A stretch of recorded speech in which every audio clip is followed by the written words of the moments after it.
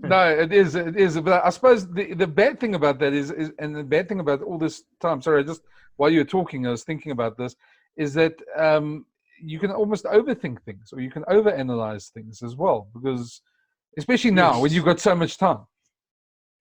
100%. And I think the thing is, I think you can continue to analyze a lot, but I think when you start delivering, you gotta be clear and crystal clear on what you want. And I think that's probably the biggest thing I would say that Russie got right in the World Cup.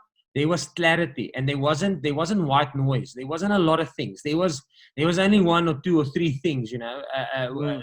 and the motto is let the main thing stay the main thing, and but the main thing can be 20 main things, or it can be only three main things. Listen, to play in the World Cup final, these three things are the main thing, and we need to get this right. So I think you can analyze, and you can analyze. I mean, I've always analyzed everything, and our coaches have analyzed, overanalyzed. I think the key is in how do you simplify it, because simplicity is the power.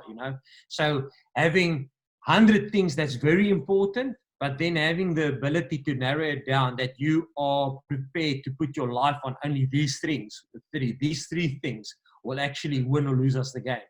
So there's 97 things you cut out, and sometimes you get that wrong, and you lose test matches because you got it wrong.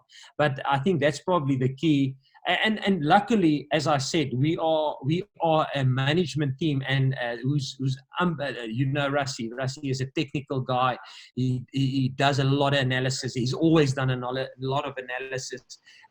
Myself, Felix Stocker, Dion is an unbelievably technical coach and does a lot of analysis. So I think in our environment, we are unbelievably analytical.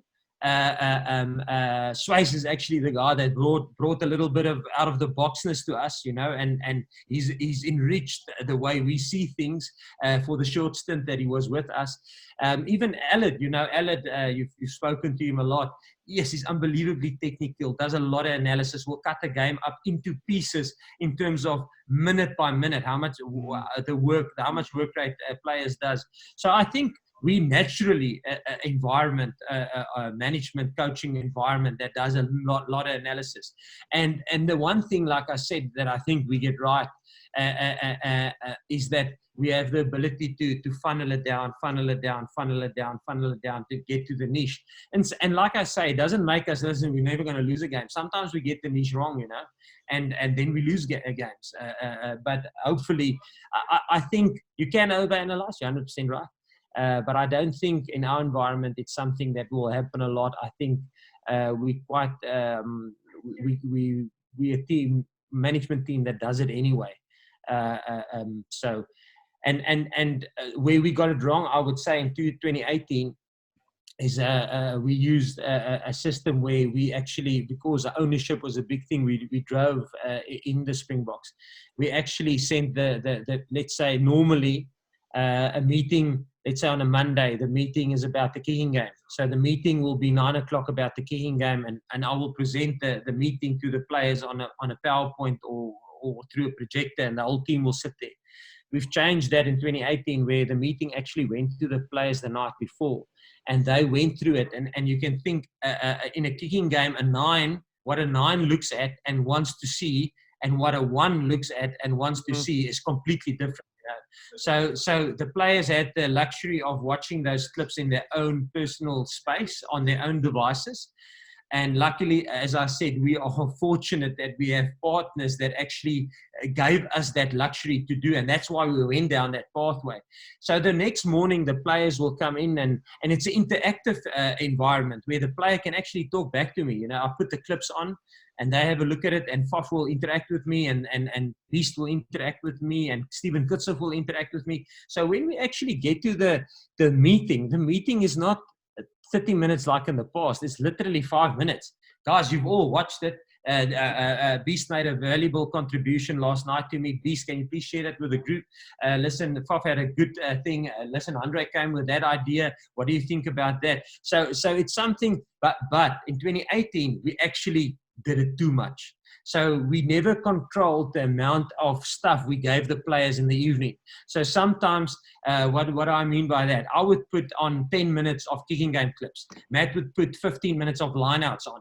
Felix will put 15 minutes of breakdown. So on that Sunday evening, the players got over an hour footage that he has to devour in his head. And we got that horribly wrong.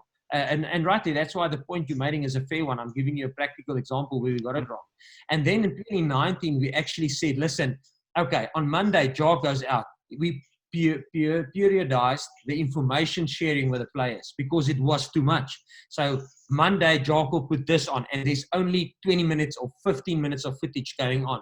And Matt, you have to wait with your stuff. It can go on Tuesday. Jacques, you're not allowed to put anything on Tuesday. You need to finish. If there's any review stuff that you want to show of Monday's training session, that must go out on Monday night, and you only got 2 minutes. So it forced us to actually control the information. So you're right, and that's the nice thing. We might have too many meetings.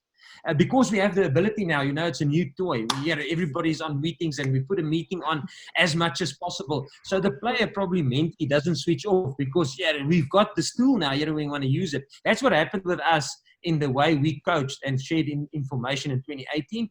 But then you get it horribly wrong, but you learn. And then you adapt and you improve and you evolve. And in 2019, it was a lot better. And so the benefit of getting shorter meetings and crystal clear meetings where player actually take ownership and give input and it's a transparent plan that goes out to the players. That's the solution we got even in 2018. The problem with that solution was we actually we overloaded the players with information. It was just too much.